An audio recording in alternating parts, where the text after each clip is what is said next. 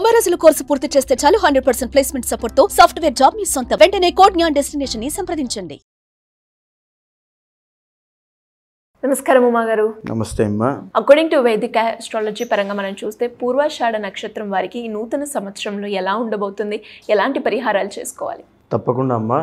పూర్వాషాఢ నక్షత్రము ధనస్సు రాశిలో సంచరించేటువంటి నక్షత్రము. విశ్వావసునామ సంవత్సరం రాబోతుంది మార్చి 30వ తారీఖు నుంచి. అయితే మార్చి 30వ తారీఖునే శనిగ్రహ సంచారం మారుతోంది. మే 15వ తారీఖు తర్వాత గురుగ్రహ సంచారం మారుతోంది.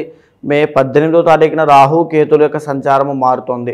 ఎప్పుడైతే ఈ యొక్క గ్రహాల ట్రాన్సిట్ అనేది జరగబోతోందో చాలా మార్పులు కలగబోతున్నాయి. ఎస్పెషల్లీ పూర్వాషాఢ నక్షత్రం వాళ్ళకి శుభవార్తలు అని చెప్పచ్చు. ఎందుకనంటే మంచి పరిణామాలు కనబడుతున్నాయి. అయితే ఫస్ట్ ఆఫ్ ఆల్ మనం మాట్లాడుకుంటే మార్చి 30వ తారీఖున మారేటువంటి శనిగ్రహ సంచారము 3వ స్థానంలోంచి 4వ స్థానంలోకి వెళ్ళబోతున్నారు. దీనివల్ల ఏం జరుగుతుంది అంటే ఎప్పుడైతే 4వ స్థానంలోకి వెళ్తోందో అర్ధ అష్టమ శని దోషం స్టార్ట్ అవుతుంది. అర్ధాష్టమస్య కార్యహాని. ఏ పని పట్టుకున్నా అందులో కాస్త లేట్ అవ్వడము, ఆలస్యంగా పనులన్నీ అవ్వడము, డిలే అవ్వడము, ప్రొలాంగ్ అవుతూ ఉండడము, ఈరోజు రావాల్సిన డబ్బులు ఎప్పుడో రావడము, ఈరోజు రావాల్సిన సక్సెస్ ఎప్పుడో రావడం లాంటివి జరిగే అవకాశాలు ఉంటాయి. కుటుంబపరమైన ఒత్తిళ్ళు, గృహ సంబంధిత చిక్కులు, అనవసర విషయాలు తలదోచడం వల్ల లిటిగేషన్స్ ఇరుక్కోవడము, ఫ్యామిలీ టార్గెటింగ్, ఇవన్నీ చాలా ఎక్కువ ఉంటాయి కాస్త శని యొక్క దోషం వల్ల ఇవి. సో శనికి సంబంధించి మాత్రం ఖచ్చితంగా పరిహారములు ఆచరించాల్సిందే. ఇద్దరు వాళ్ళ యొక్క సమస్య ఆధారంగా అభిషేకం చేయించినా, హోమము చేసినా, యాగము చేసినా వాళ్ళ సమస్య కోరిక బట్టి ఖచ్చితంగా చేయించాలి. అయితే గురుగ్రహ సంచారం మే 15వ తారీఖు తర్వాత మారుతోంది. మే 15వ తారీఖు తర్వాత సప్తమ స్థానంలోకి గురుడు వచ్చిన తర్వాత గురుబలం పెరగబోతోంది. దీని అర్థం ఏంటంటే ఆదాయం పెరుగుతుంది, పేరు పెరుగుతుంది. వీళ్ళ యొక్క స్కిల్స్ని 10 మంది గుర్తించి వీళ్ళకంటూ ఆ సపరేట్గా రికగ్నైజేషన్ వచ్చేటువంటి అవకాశాలు ఎక్కువ ఉంటాయి. ఇంకా చెప్పాలి అంటే గురుబలం పెరగడం వల్ల డబ్బులు నిలబడతాయి, కాస్త డబ్బులు కనబడతాయి. ఇంకా చెప్పాలి అంటే ఎవరైతే వివాహం కావట్లేదని బాధపడుతున్నారో ఖచ్చితంగా వివాహం అవుతుంది. గురుబలం బాగుంది కాబట్టి శుభకార్యాలు ఇంట్లో జరుగుతాయి. సంతానం కలుగుతుంది, సంతానం నిలబడుతుంది. సంతానం వల్ల ఆనందమైనటువంటి జీవితాన్ని చూస్తారు. సో ఈ రకమైనటువంటి పరిణామాలు ఒక గొప్ప విలాసవంతమైన జీవితాన్ని, ఆనందాన్ని, సుఖాన్ని, శుభకార్యాలని, ప్రతిదీ మంగళప్రదమైనటువంటి జీవితాన్ని గురుబలం పెరగడం వల్ల చూస్తారు. అయితే ప్యారల్గానే రాహు కూడా వీళ్ళకి యోగిస్తున్నారని చెప్పచ్చు. ఎందుకు అంటే 4వ స్థానంలోంచి రాహు 3వ స్థానంలోకి మే 18వ తారీఖు తర్వాత వస్తున్నారు. దీనివల్ల ఏం జరుగుతుంది అంటే రాహు యోగిస్తున్నారు. ఎవరైతే చేతి వృత్తి వ్యాపారం చేస్తూ ఉంటారో వాళ్ళ కెపాసిటీ మీద, వాళ్ళ స్కిల్స్ మీద ఆధారపడి బ్రతుకుతూ ఉంటారో వాళ్ళకి రాజయోగము అని చెప్పచ్చు. ఇండిపెండెంట్గా బ్రతికే వాళ్ళకి. ఎందుకంటే 3వ స్థానంలో రాహు కాబట్టి ఎవరైతే ఎలక్ట్రానిక్ ఫీల్డ్లో ఉన్నారో, ఎవరైతే సినిమా ఫీల్డ్లో ఉన్నారో వాళ్ళకి కూడా పూర్వాషాఢ నక్షత్రం వాళ్ళకి రాజయోగము. వాళ్ళ యొక్క ప్రతిభ అనేటువంటిది గుర్తింపు పొందే అవకాశాలు ఎక్కువగా ఉంటాయి. ఇంకా చెప్పాలంటే రాహు యాంప్లిఫై చేసేటువంటి గ్రహం, ఎలివేట్ చేసే గ్రహం. వీళ్ళ జీవితంలో ఒక ఎలివేషన్ కానీ, హైప్స్ కానీ, ఇంకా చెప్పాలంటే ఒక టర్నింగ్ పాయింట్ కానీ ఈ సంవత్సరంలో వస్తుంది. వీళ్ళు ప్రయత్నం చేయాలి. గురు రాహులు ఇద్దరు కూడా అద్భుతంగా యోగిస్తున్నారు. ఖచ్చితంగా మీరు ప్రయత్నం చేయండి. మీ జీవితంలో ఇది ఒక మేజర్ టర్నింగ్ పాయింట్ అవుతుంది గురు రాహులు యోగించడం అంటే. అయితే 9వ స్థానంలో కేతుగ్రహ సంచారము రాబోతోంది. దీనివల్ల ఏంటి అంటే ఎంత డబ్బులు వచ్చినా సరే ఈ కేతు యొక్క దోషం వల్ల కాస్త వీళ్ళంతా వీళ్ళే ఖర్చు పెడతారు. సో అది ఖర్చు పెట్టడం, డబ్బులు సంపాదించడం ఖర్చు పెట్టడానికి అయినప్పటికీ కూడా ఆ ఖర్చు అవ్వడం చూసి వీళ్ళకి కాస్త బాధ, ఆ భయము కలుగుతాయి. అంతకు మించి ఇబ్బంది ఏమీ కాదని చెప్పచ్చు. అయితే ఫాదర్ రిలేటెడ్ ఇష్యూస్లో ఇరుక్కునే అవకాశం ఉంటుంది. సో తల్లిదండ్రులకు ఎక్కువగా విలువ, జాగ్రత్త ఆ రెండూ ఇవ్వండి. ఆ జాగ్రత్తగా చూసుకోండి ఆరోగ్యాన్ని, వాటిని కూడా. పూర్వాషాఢ నక్షత్రం వాళ్ళకి ఇంకా చెప్పాలి అంటే ఈ సంవత్సరంలో 85% పాజిటివ్గానే కనబడుతుంది. కానీ ఇంకా ఆ నెగిటివిటీ ఎందుకు ఉంది అంటే శని అండ్ కేతు యొక్క దోషాల వల్ల. ఖచ్చితంగా సుదర్శన యాగం చేసుకోండి. తర్వాత కొన్ని మంత్స్లో మాత్రము మీకు రాజయోగం అనేటువంటిది ఖచ్చితంగా పడుతుంది. ఏ మంత్స్లో అంటారు? మనం చూస్తే అమ్మ మే 15వ తారీఖు నుంచి జూన్ 15 దాకా. బికాజ్ ఎందుకు అంటే రవిగ్రహము అక్కడ యోగించబోతున్నాడు.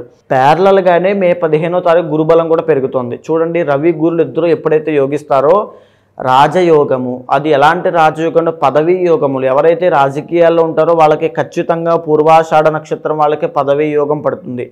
ఎవరైతే గవర్నమెంట్ జాబ్ కోసం ట్రై చేస్తారో ఖచ్చితంగా మే టు జూన్ మధ్యలో గవర్నమెంట్ జాబ్లో వాళ్ళు ఉంటారు. ఇది రాసి పెట్టుకోండి. ఇంకా చెప్పాలి అంటే ఎవరైతే బంగారం వ్యాపారం చేస్తారో వాళ్ళకి అద్భుతమైనటువంటి లాభాలు కలుగుతాయి. ఎవరైతే మెడికల్ ఫీల్డ్లో ఉంటారో వాళ్ళకి ఎక్సలెంట్గా ఉంటుంది.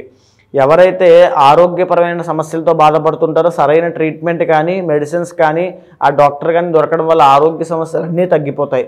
ఎవరైతే ధన ఆదాయం పెరగాలని కోరుకుంటూ ఉంటారో ఖచ్చితంగా పెరుగుతాయి, నో డౌట్ అండి.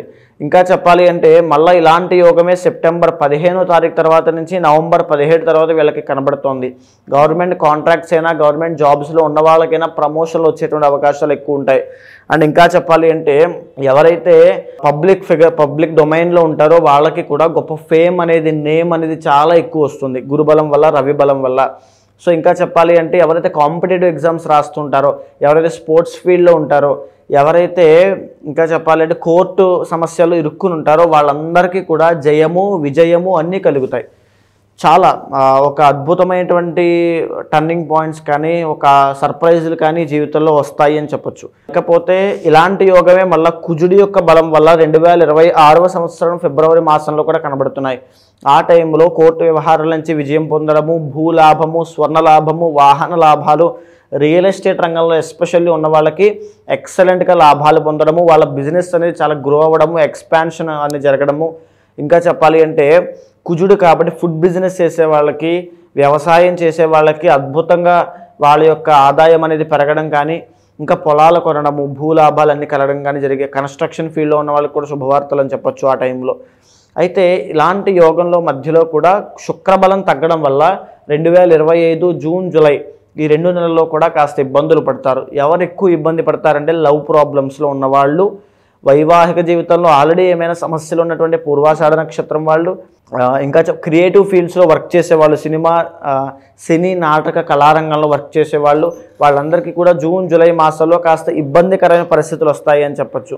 కాస్త జన ఆదరణ, జన వశీకరణ తగ్గుతాయి అని చెప్పొచ్చు. రెప్యుటేషన్ తగ్గుతాయి. సో ఆ టైంలో వెరీ వెరీ కేర్ఫుల్గా ఉండండి. ఆడవాళ్ళ విషయంలో ఎస్పెషల్లీ చాలా కేర్ఫుల్గా ఉండండి. లేకపోతే శుక్రబలం తగ్గడం వల్ల అభియోగాలు మోపబడేటువంటి పరిస్థితులు మీకు వస్తాయి. ఇంకా చెప్పాలి అంటే ఎవరైతే ఏదైనా మెన్ ఆర్ ఉమెన్ శుక్రబలం తగ్గడం వల్ల గుప్త రోగములు, బయటికి చెప్పుకోలేని ఆరోగ్య సమస్యలు ఆడవాళ్ళకి మగవాళ్ళకి ఇద్దరికీ కూడా ఐదర్ పీసీఓడి, పీసీఓఎస్, థైరాయిడ్ లాంటి సమస్యలు ఎక్కువగా వచ్చే అవకాశం ఉంటుంది. సో వెరీ వెరీ కేర్ఫుల్గా ఉండాలి. అర్ధ అష్టమ శని ఇక్కడ నుంచి స్టార్ట్ అవుతుంది. అది 2.5 సంవత్సరాల పాటు మీకు ఉంటుంది కాబట్టి వెరీ షూర్ మీరు ఖచ్చితంగా సుదర్శన యాగం చేస్తే 2.5 సంవత్సరాలకి శని దోషం మీకు పోతుంది, కర్మతో సహాది పోతుంది. సో సుదర్శన యాగం ఖచ్చితంగా చేయండి. ఇంకా ఎఫర్ట్స్ పెంచండి. ఇంకా కష్టాన్ని, మీ యొక్క సమయాన్ని, మీ తెలివిని ఇంకా పెంచి మీరు కనుక అక్కడ ఇన్వెస్ట్ చేయగలిగితే మీ కెరీర్ మీద, మీ గమ్యం మీద వెరీ షూర్ ఈ జీవితంలో మీకు టర్నింగ్ పాయింట్ వస్తుంది అని చెప్పొచ్చు. జాతక రీత్యా ఎవరైనా కూడా ఎదుర్కొనే సమస్యలకి పరిహారాలు చేసుకోవాలి అంటే ఎలా మిమ్మల్ని అప్రోచ్ అవ్వాలి గురుగారు? తప్పకుండా అండి. ఏదైనప్పటికీ కూడా గోచారం వేరు, పర్సనల్ చార్ట్ వేరు. ఖచ్చితంగా ఎవరైనా సరే పర్సనల్ చార్ట్ చూపించుకోవాలనుకున్న వాళ్ళు కింద కనిపించే నెంబర్కి కాల్ చేస్తే ఖచ్చితంగా పర్సనల్ చార్ట్ని, మీ యొక్క జీవితాన్ని, మీ యొక్క గోచారాన్ని మూడింటిని చూసి మీ కోరికలు ఏంటి, మీ భావన ఏంటి, ఇప్పుడు ఏమనిపిస్తోంది, ఏ థాట్ ప్రాసెస్లో మీరు ఉన్నారు, ప్రతిదీ కూడా కూలంకషంగా చూసి చర్చించి మాట్లాడిన తర్వాత ఏదైతే నిర్దిష్టమైన పరిహారాన్ని ఆచరింపచేయాలో దాన్ని మీతో ఆచరింపచేసి ఆ మంత్రోపాసన చేయించేలా చేసి ఖచ్చితంగా మంచి రిజల్ట్స్ వచ్చేలా నేను చేస్తాను. ధన్యవాదాలు గురుగారు. నమస్తే.